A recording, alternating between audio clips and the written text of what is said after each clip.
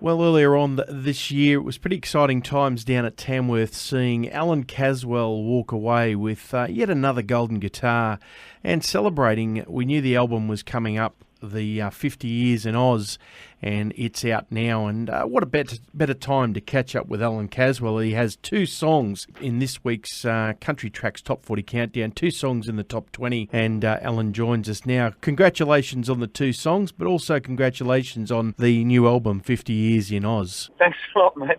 It was a bit of a surprise, You try and structure the single so one's going out as the other one comes in, but until the herd starts, it's been hanging around beautifully, So I'm really excited about it. I mean, the reaction to the album, to the new album so far has been terrific, So, yeah, it's very exciting. We can never underestimate the power of a good protest song. Nothing Left for Them is the epitome of an Australian protest song. You get people saying, like, shut up and sing, we're not interested in your politics and stuff like that.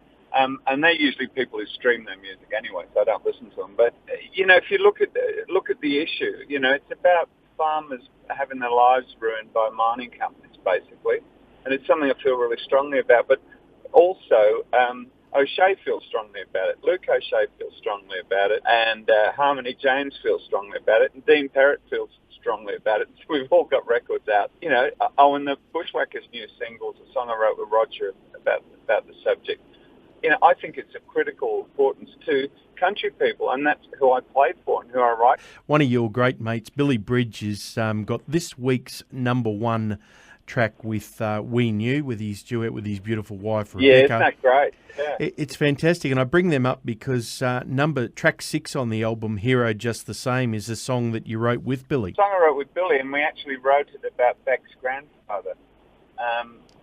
Marion and I were down in Melbourne, and we stayed with Billy and Beck that night, and Billy and I wrote the song. Beck's grandfather was a bronc rider in the rodeo, and it was a really good one, but he got injured a few times, and his wife said, bronc riding is too dangerous, you got to stop. So he did. He became a rodeo clown, which is a lot safer when you think about it.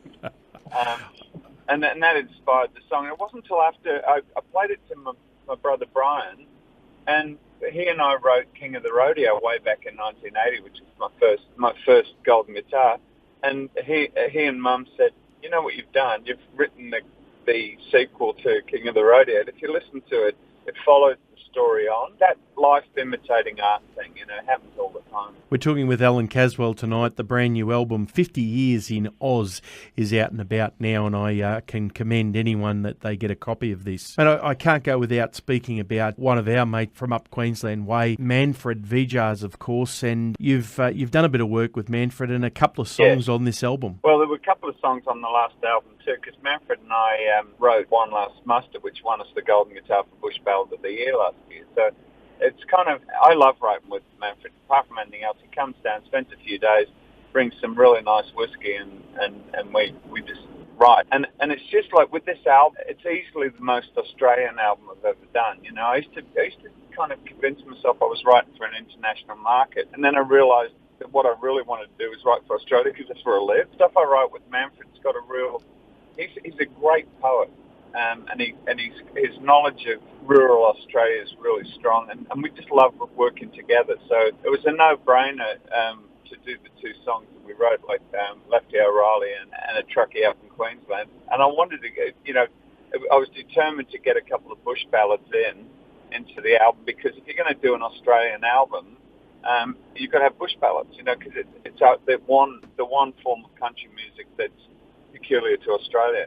And so Manfred and I just love writing this stuff, so we're going to keep doing it. One of the things I love speaking to Allan Caswell about, folks, is his recall on names of his songs. There's so many of them, but you've just got this great recall to those songs and what they're about. I think it's passion, It's like people who write with me regularly get used to me tearing up when we're writing, because every so often a line has that effect on me, and they go, oh, Caswell's got a good line coming. They know that it's part of what I do, and the reason I recall it is they were all important ideas to me when we wrote. Allan Caswell's our guest tonight, folks, and I can tell you the brand new album, it's 50 years in Oz. That's exciting enough, but I'll tell you what's exciting for the people right here on the sunny coast. 2 consecutive weekends, the 24th of July and the 31st of July, just a few weeks away. We're going to have the great man himself celebrating his 50 years of Oz on the sunny coast at our sponsors, the Palmwoods Hotel on the 24th and the Biawar on Sunday, the 31st of July. And I can tell you there's a lot of interest and a lot of people are very excited to catch up with you, Allan. Well, thank you. I'm really looking forward to it. And of course, the good part for me is I get to do the shows with Celine McAllister because, Celine and I are close friends. And, she just had a #1 hit with On the Inside, which was a real help to my career.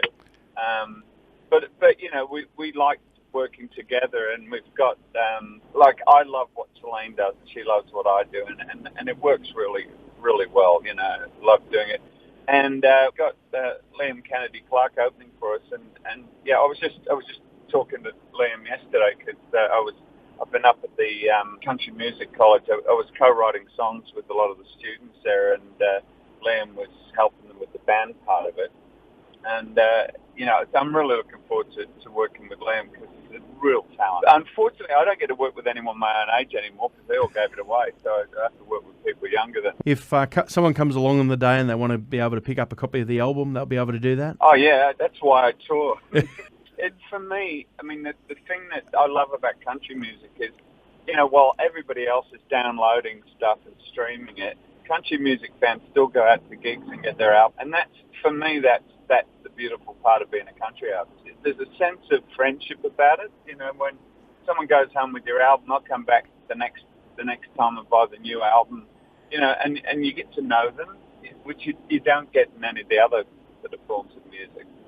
And what happens on that weekend if someone comes along to you and says, Allan, I want to come and write a song with you? I love co-writing with people, but what I tend to do is I co-write with artists for their albums, which is why so many of my songs are finishing up on people's albums, because I really believe that I'd rather write songs with the artist than for the artist. Because, if you write it with the artist, when they go to sing it, they believe it because it's their work. We could sit here and chat all night, but we better keep going and play some more music. Allan Caswell's been our guest tonight. The album is 50 years in Oz. Folks, do yourself a favour, as the great man would say. Get along and get to these shows and get yourself a copy of these. A physical hard copy.